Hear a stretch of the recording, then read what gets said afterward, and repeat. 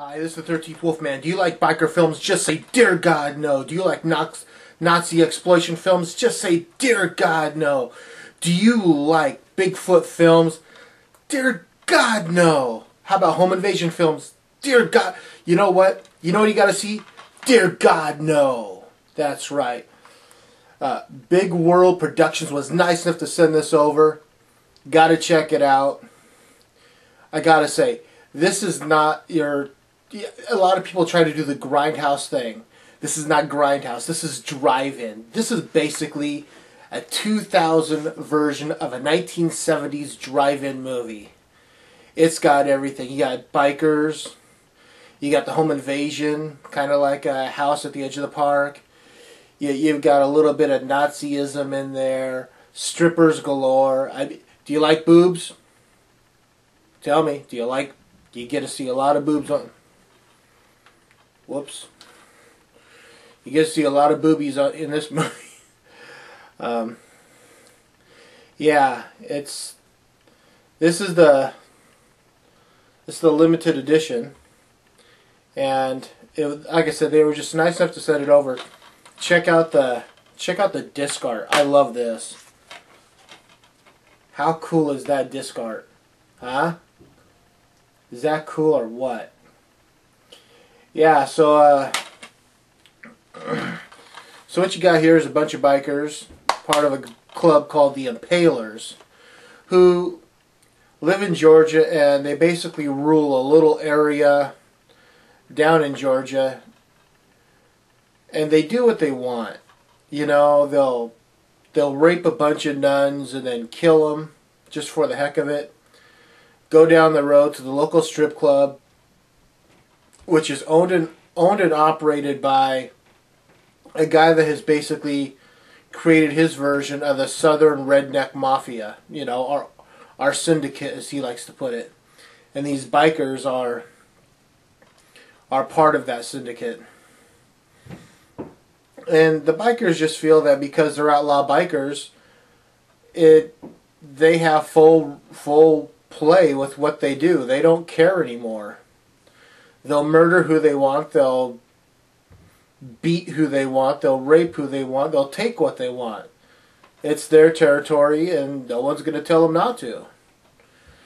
Sounds like an interesting film. And the cool thing is that they got the look right.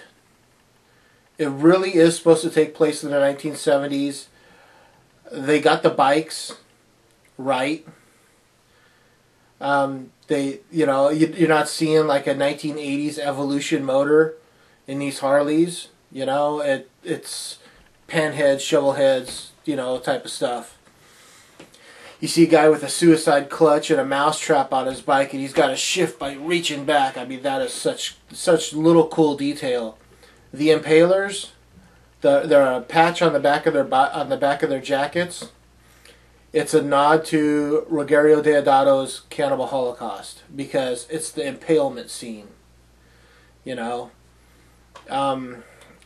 a very, very cool film. What would I give this? I mean, it is low budget. I'll give you that. I mean, it does have this low budget look to it, but it's supposed to be a drive-in movie. So drive-in movies never had, big budget. They weren't big budget films. And, there's one or two scenes where you hear this, like an old airy camera spinning. And I didn't think anything of it right away. And then when I rewatched it, I'm like, oh, okay. I just thought it was there for effect of sounding like a projector. But it's the camera. It's this, the old gears in the airy camera, I believe it's an airy camera. It just goes, it just had this really cool feeling to it. The guys look right. Some of the strippers are wearing Nixon masks. I love that. The music is very, 1970s dirty Southern rock type of sound to it. It's got a really cool feeling to it. I really did enjoy this film, and I was kind of surprised. There are some scenes that probably make your head turn. I don't want to blurt them out and say what they are because I want you to see this movie. This is a very, very cool movie. I will leave the link below so that you can go to it. It's I believe it's a Facebook page. So there might be I'll have to double check. I think there's a website also.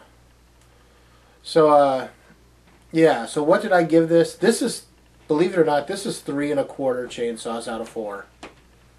I enjoyed it that much. Yeah, I have nothing really negative to say about this. Like I said, I kind of, when I looked at the cover, like this right here, I kind of got the idea that I knew what I was getting when I stepped into it, so I enjoyed it all the way.